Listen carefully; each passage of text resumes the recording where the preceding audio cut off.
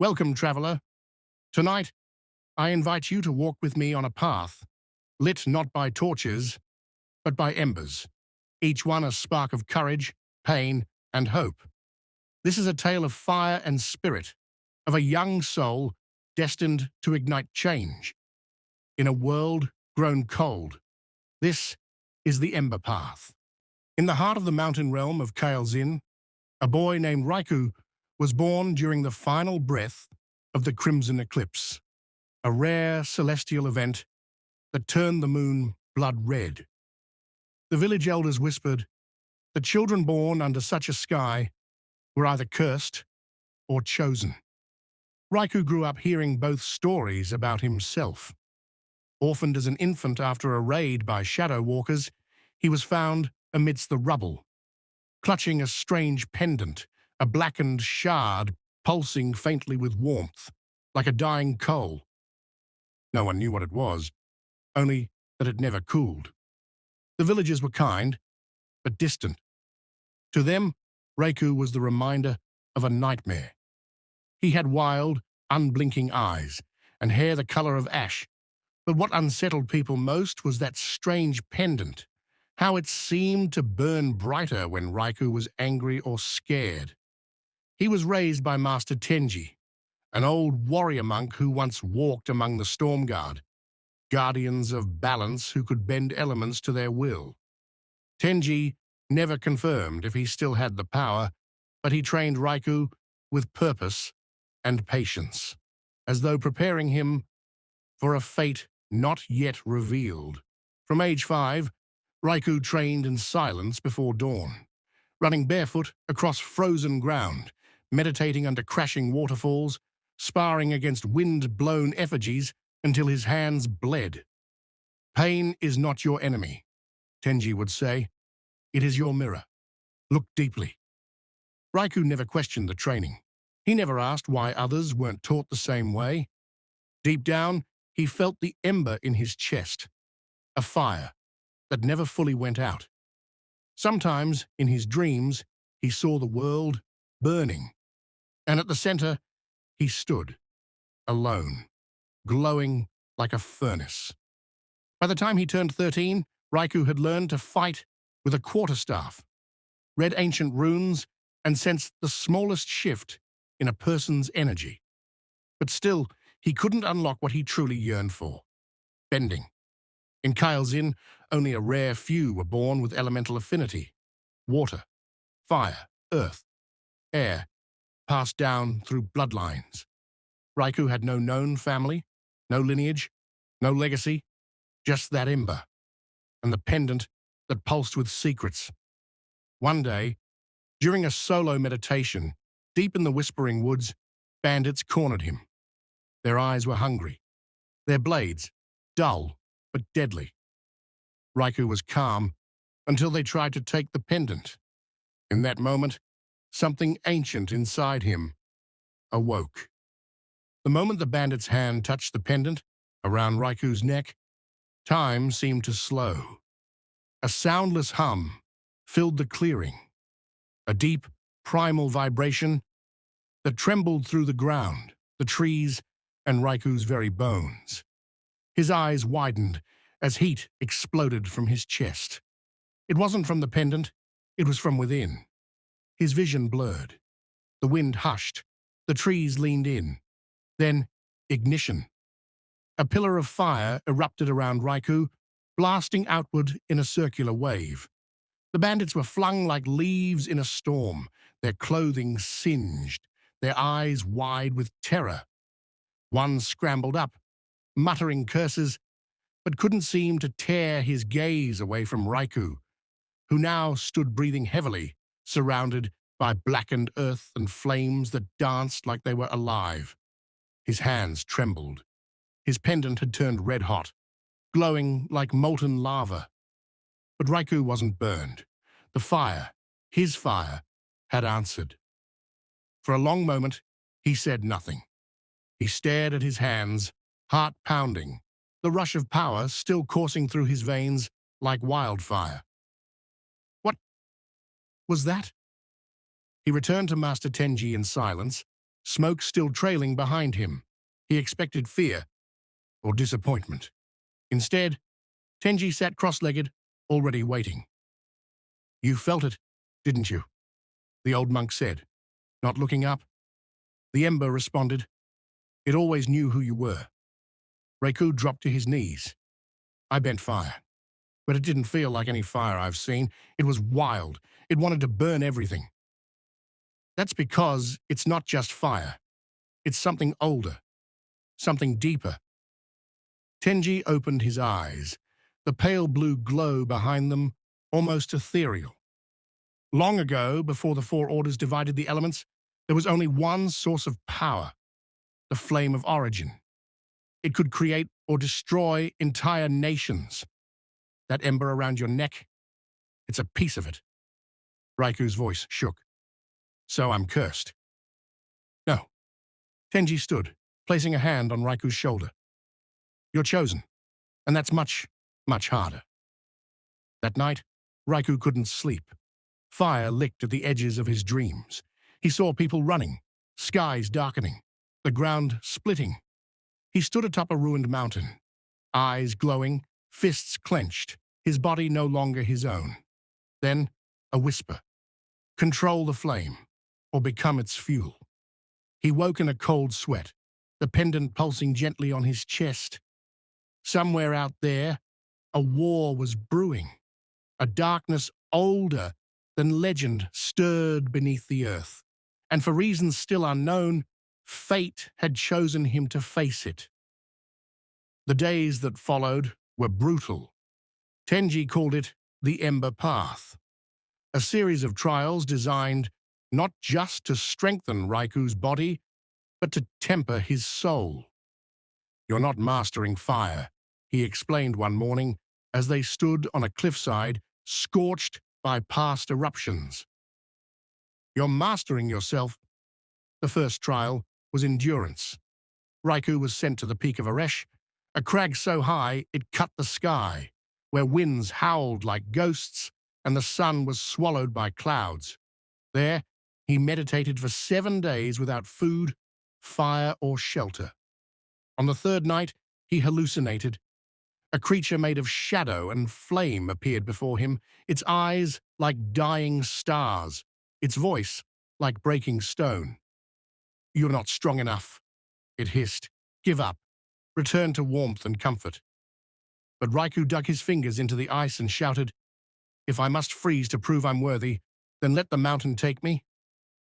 The shadow vanished, leaving behind a strange warmth in his chest. When he returned, Tenji only nodded. "You passed the first gate." The second trial was control. Tenji had Raiku spend weeks in the cavern of ash, surrounded by volatile gas veins and pools of lava. He had to light a torch in silence, using only his inner flame, without triggering an explosion. Dozens of times he failed. His eyebrows singed. His robe caught fire. His skin blistered. But on the 19th day, in the middle of the night, he focused, not on the fire, but the breath. Inhale. Heat. Exhale. Stillness. The ember glowed within him, not as rage, but rhythm, a flame that danced with his heartbeat. The torch lit gently, as if whispering thanks. The final trial was compassion. He was sent to a nearby village struck by plague, not to fight, not to bend, just to help. Raiku carried water, healed the wounded, buried the dead. Children clung to him. Elders wept in his arms. He burned with frustration, knowing he could incinerate the sickness with a burst of power. But Tenji's words echoed in his mind. What's the use of strength, if not in service of others? By the time he returned, months had passed. He was no longer the same boy who had bent fire by accident. Tenji smiled as he approached. "The ember is yours now." Raiku knelt. "What happens next?" The monk's expression darkened. "Now you learn the truth about the war that's coming, and why they're hunting you." Tenji led Raikou deep into the ruins beneath the monastery, ancient catacombs carved by the first benders. The air was thick with old magic, and the stone walls hummed with power.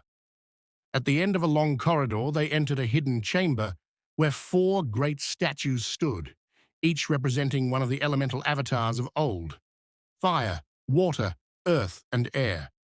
But in the center stood a fifth, a figure cloaked in flame and shadow. The Crimson Order, Tenji said solemnly, was a cult born centuries ago, before the elemental divisions, before the peace treaties. They believed the world was weak, diluted by harmony. They wanted to return to the primordial flame, the raw force that existed before balance. Raikou stared at the central statue. They tried to awaken it. They succeeded, partially.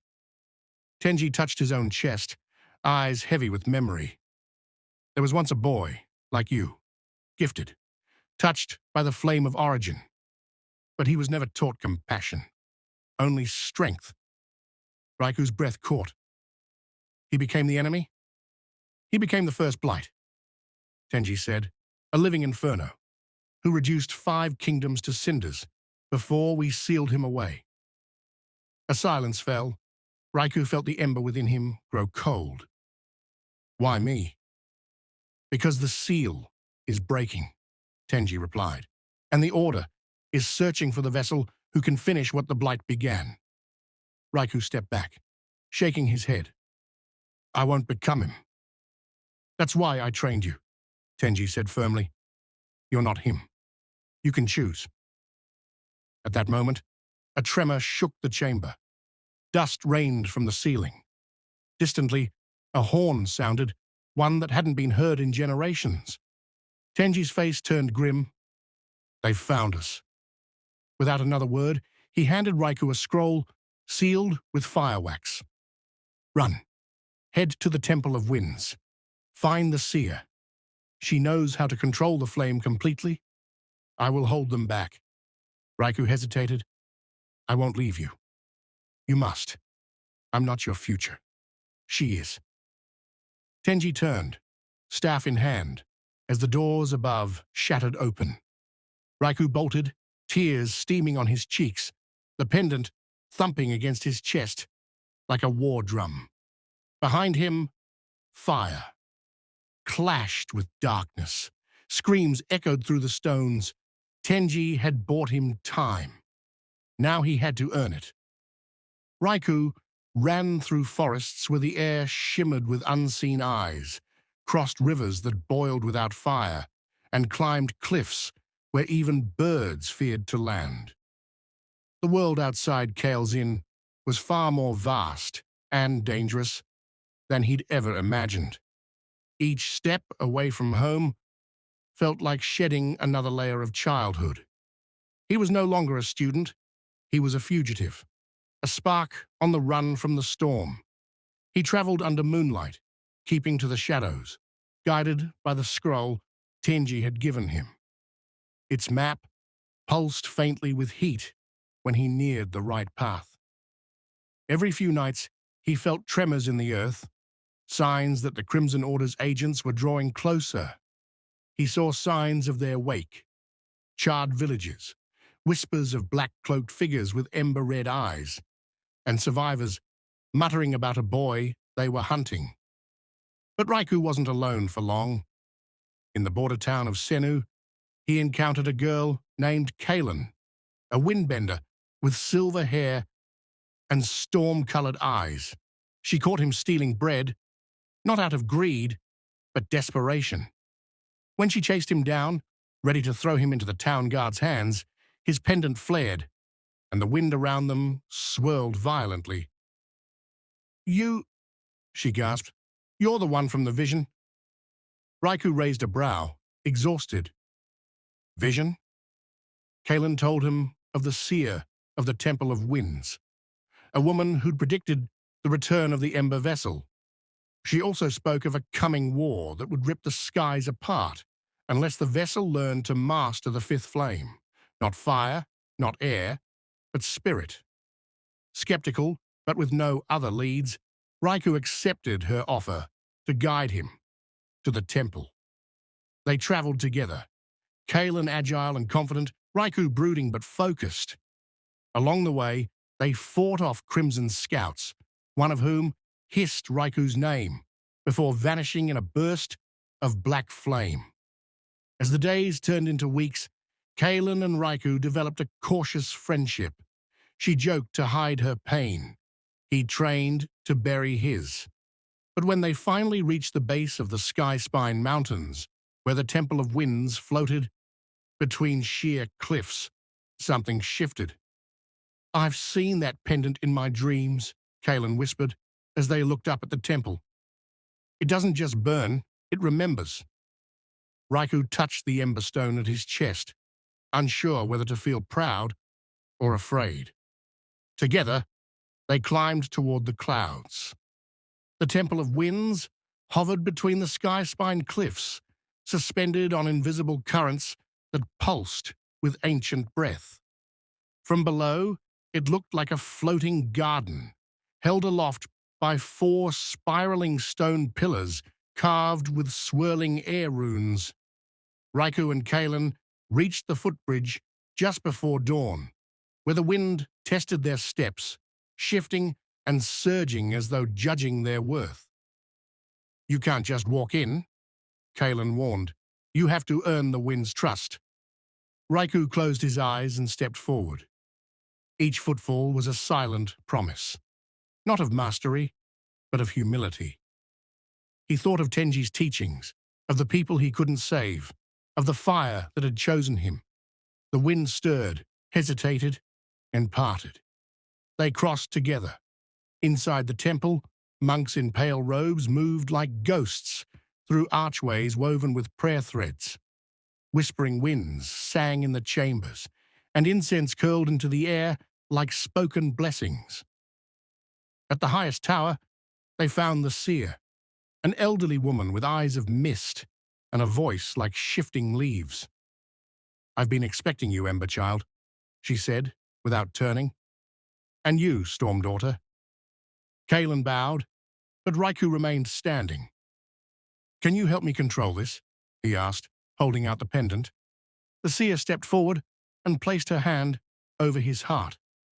This is not where the flame lives." Raikou frowned.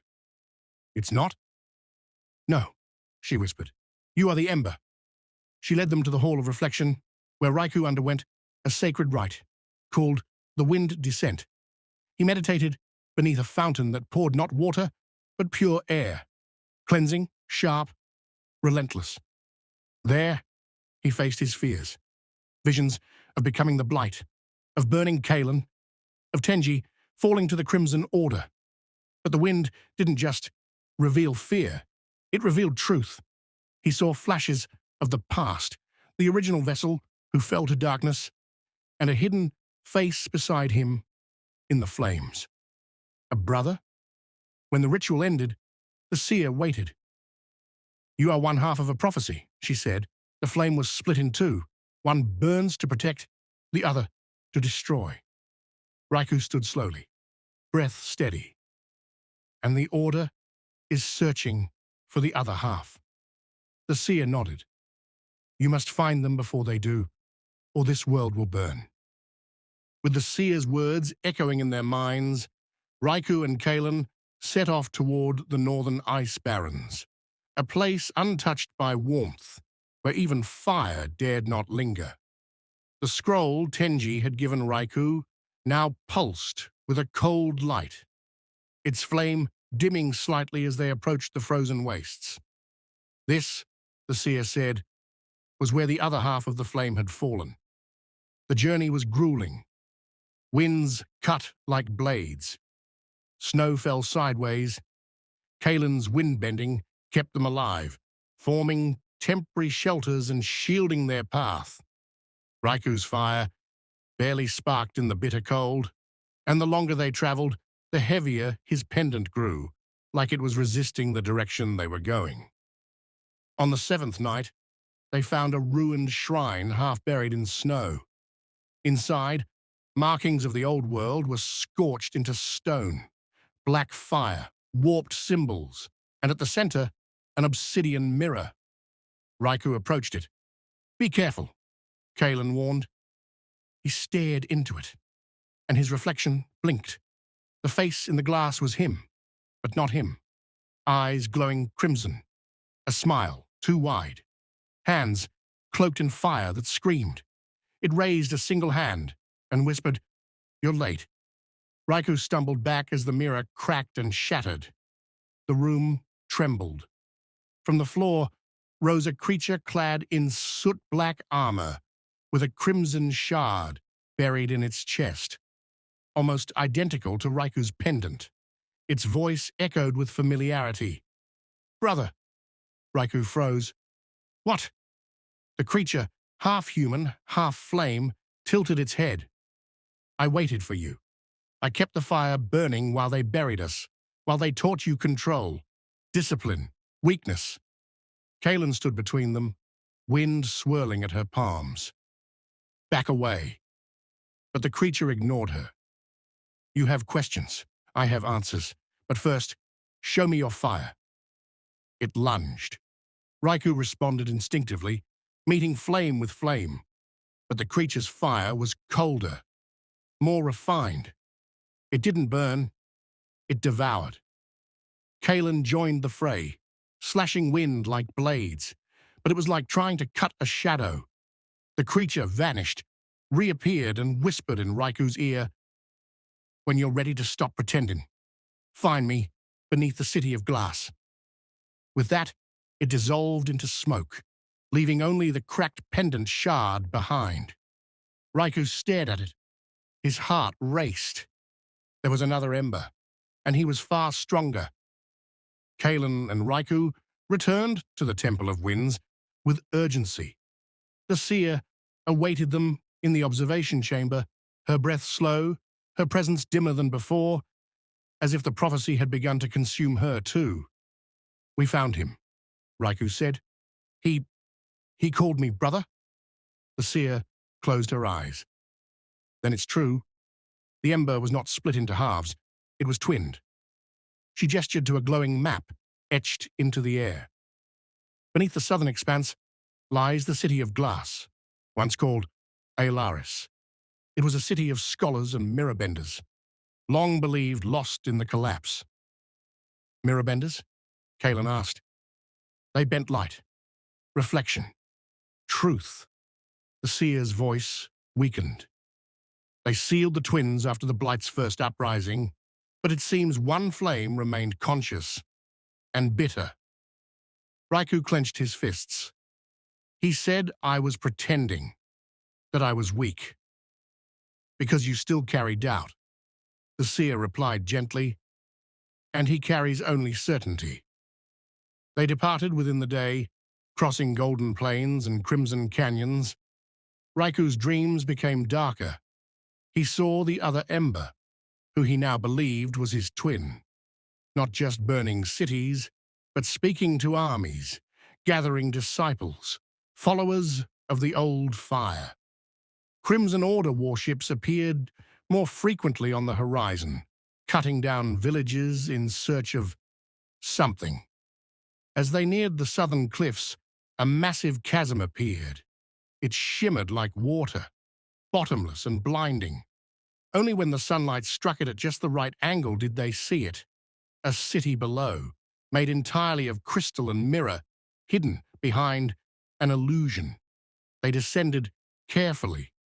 Inside Aelaris, time felt wrong. Their reflections lingered a moment too long. Streets bent around themselves, and the city was far from abandoned. Ghosts of glass, preserved memories, roamed like echoes, and at the center, atop a spiraled tower, was a single door with a seal that mirrored Raikou's pendant.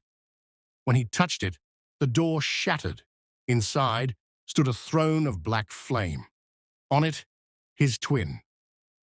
"Welcome, brother," the twin said.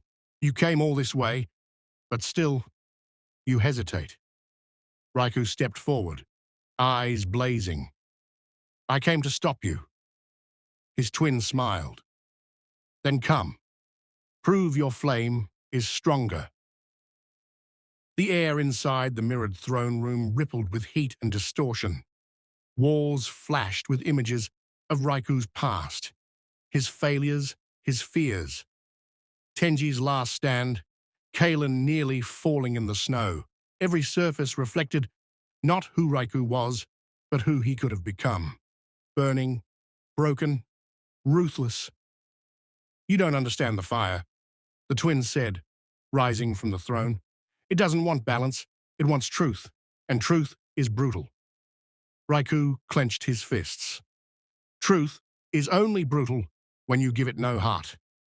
With a hiss, the twin raised his hand, and flame coiled into a blade, sleek and black.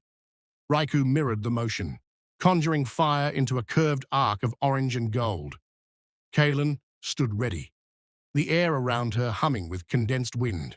They clashed. The room exploded in light and heat. Every strike shattered mirrors, bending the space around them. Raiku's fire roared with life, but his twins burned colder, consuming, calculated, focused on ending. They moved like reflections of each other, perfectly synchronized, but driven by opposite truths. Aelin darted in and out, unleashing slicing gales, disrupting the twins' focus, giving Raiku room to breathe. But the twin adapted. He spun his blade, summoned walls of flame that reflected her attacks back, twisted versions of her own wind crashing toward her like waves. I was awake while you dreamed, the twin growled. I learned fire's true lesson, survival, not harmony. Raiku's flame faltered under the words.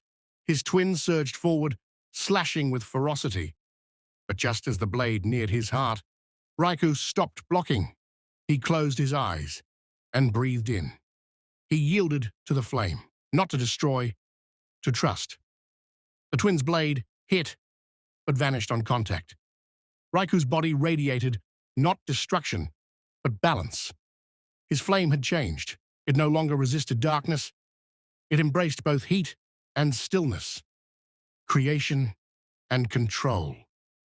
You haven't learned, Raiku said softly, because you haven't let go. The twin staggered, momentarily stunned. Aelin sent a pulse of wind through the chamber, cracking the remaining mirrors. Light flooded the room, and Raiku stepped forward, not to strike, but to offer his hand. And so, the embers still burn, not in the ashes of what was, but in the hearts of those who dare to keep walking. If this story sparks something in you, don't let it fade. Like, comment, and subscribe to join me on the next step of the Ember Path. Until then, keep your fire alive.